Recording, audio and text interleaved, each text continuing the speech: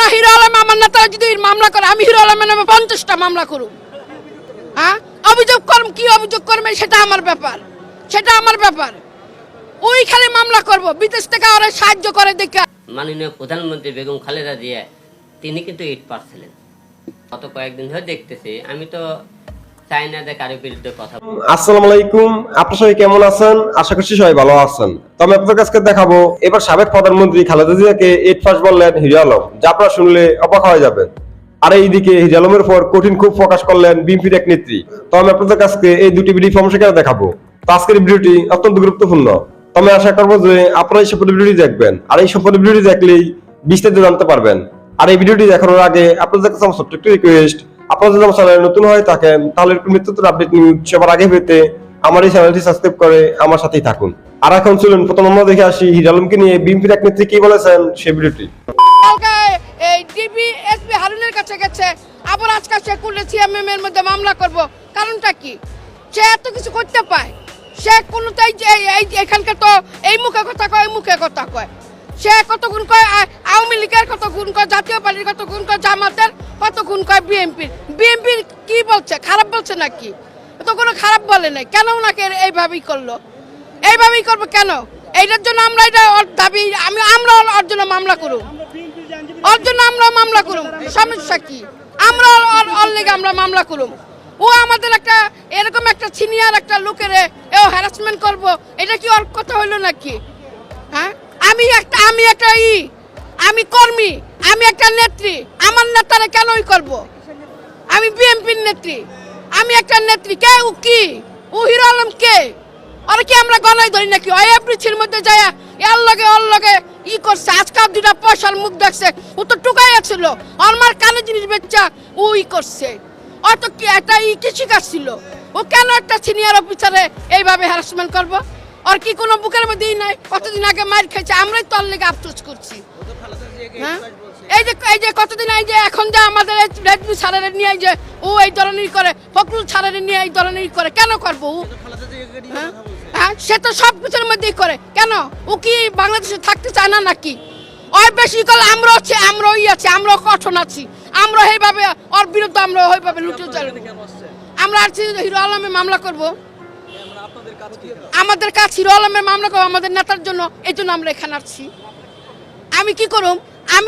আমি আমার নেতার পক্ষে থাকুম, আমি জনগণের পক্ষে থাকুম, আমি নেতার পক্ষে থাকুম, আমার জনগণের পক্ষে থাকুম, আমি খালেদা জিয়ার পক্ষে থাকুম, তারেক জিয়ার পক্ষে থাকুম।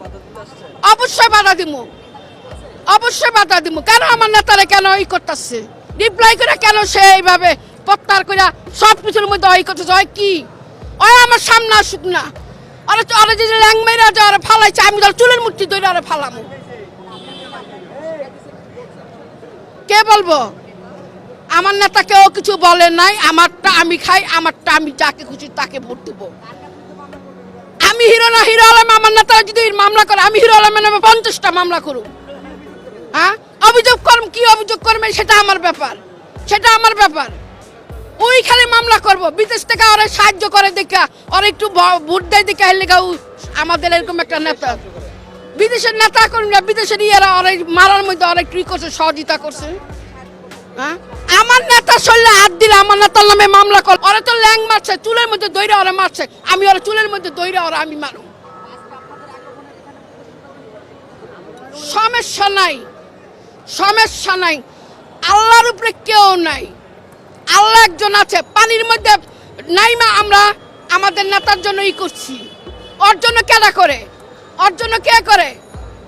সাবেক মাননীয় প্রধানমন্ত্রী বেগম খালেদা জিয়া তিনি কিন্তু ইট পারছিলেন।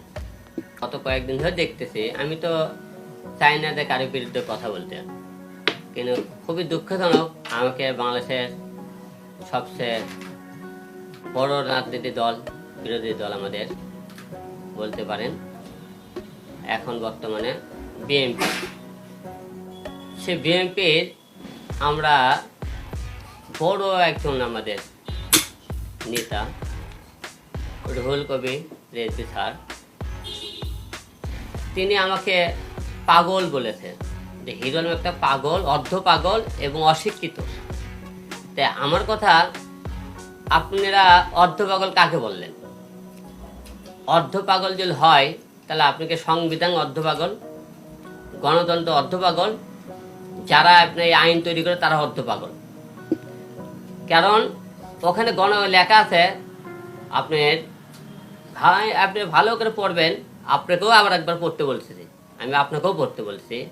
ওখানে সংবিধানে লেখা আছে যে একটা লোক তার মনে করেন ভোটের অধিকার যার আছে, তার ভোটার বয়স হইতে হবে, সে দেশের নাগরিক কিনা, সে ঋণ খেলাপি কিনা, মামলা সঙ্গে অনেক কিছু না থেকে সে ভোটার দাঁড়ানোর অধিকার আছে। তাহলে সংবিধান অনুযায়ী আমার সব কিছুই ঠিক আছে, তাহলে আমি ভোটার দাঁড়ানো অর্ধপাগল কীভাবে হলাম? পাগল বলে আমাকে গালি দিলেন আপনারা।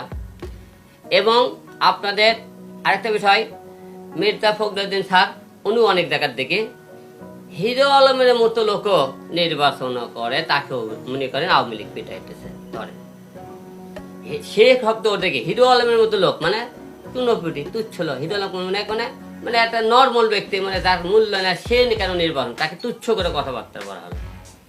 এবং অনেক আওয়ামী লীগের নেতা, জাতীয় পার্টি বড় বড় যারা দল করে আর কি, রাজনীতিবিদ আর বুদ্ধিজীবী বলা হয়, তারা হিরো আলমকে হিও করে কথাবার্তা বলে, তাকে মনে করেন নোংরামি করে কথাবার্তা বলতে, তাকে গালি দিয়ে কথাবার্তা, ইনসাল করে কথাবার্তা বলছে।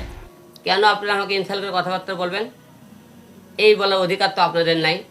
ভালো না আমার থেকে 10 হাত দূরে চলে যান, আমার নামটা কেন মুখালেন আপনারা? আমার নাম তো লেওয়ার দরকার নেই, আমি তো আপনাদের নাম নিয়ে কথাবার্তা বলি না, আপনাকে আক্রমণকে আমি মনে করেন গালি দিই না, তাহলে আমাকে না কেন কথাবার্তা বলা হয়? এবং আরেকটা কথা বলেছে, অশিক্ষিত। ওই সংবিধানে লেখা আছে, অনেক নেতা যখন লেখা স্বশিক্ষিত লেখা হয়, আমরা যখন আপনারা যখন নমিনেশন পেপার জমা দিই, আমরা অনেক টাইম ওই জায়গা যারা আমরা লেখাপড়া নাই তারা কিন্তু লেখে, ওটা কি লেখা, আপনি লেখাটা আরেকবার পড়বেন কি লেখা হয় ওখানে, যারা আপনি জানেন না। এবং আমাকে আপনারা অশিক্ষিত মনে বলার আগে আপনারা নিজেকে অশিক্ষিত বলে গালি দিচ্ছেন। কারণ আপনারা যার নেতৃত্ব করেন, যাই দল করেন, আমাদের সাবেক মাননীয় প্রধানমন্ত্রী বেগম খালেদা জিয়া, তিনি কিন্তু 8 পাস ছিলেন। এখন আপনারা লেখাপড়া শিখে আপনি পাস হয়ে গেছেন, ঠিক না? 8 পাস ছিলেন, আমি 7 পাস, 1 ক্লাস নিচে, বুঝছেন? 1 ক্লাস নিচে। এবং এখন আমার সামনে বই দেখবেন, আপনাদের কিছু বই দেখায়, হিরো আলম আপনাদের কথা অনেক বই পড়ে, এখন বই দেখছেন, বই পড়তেছে শিক্ষিত হওয়ার জন্য, ঠিক আছে? আপনারা যারা আপনারা বড় বড় কথাবার্তা বলেন না, আপনারা কথা বলার আগে হিসেব করে কথাবার্তা বলবেন। এবং পাগল অশিক্ষিত বলার আগে বলবেন অশিক্ষিত কাকে বললেন আপনারা। আপনারা অনেক বড় বড় নেতারা হিরো আলমকে নিয়ে দলে কথাবার্তা বলেন, তারা শিক্ষিত যোগ্যতা লাগে, যোগ্যতা ব্যক্তি আপনারা করার আগে আপনি সংবিধান চেঞ্জ করুন, তাহলে আমরা নির্বাচনে আর আসবো না। যোগ্যতা নিয়ে আপনারাও কথাবার্তা বলবেন না। তাই আপনারা দুইটা দল, হিরো আলমক কি মানে ট্রামের কার্ড বলছেন, ট্রামের কার্ড হিসেবে কিছু রাজনীতির দল আপনি ব্যবহার করতে চাইতেছেন। তো আমি আশা করছি যে আপনারা সম্পূর্ণ ভিডিওটি দেখেছেন। আপনাদের যদি বিষয়টি নিয়ে কোনো মতামত থাকে আমাকে অবশ্যই জানাবেন। আর আপনারা যদি আমার চ্যানেলে নতুন হয়ে থাকেন তাহলে আমার এই চ্যানেলটি সাবস্ক্রাইব করে আমার সাথে থাকুন। তো দেখা হচ্ছে পরবর্তী ভিডিওতে। সে পর্যন্ত সবাই ভালো থাকবেন, সুস্থ থাকবেন। আল্লাহ হাফেজ।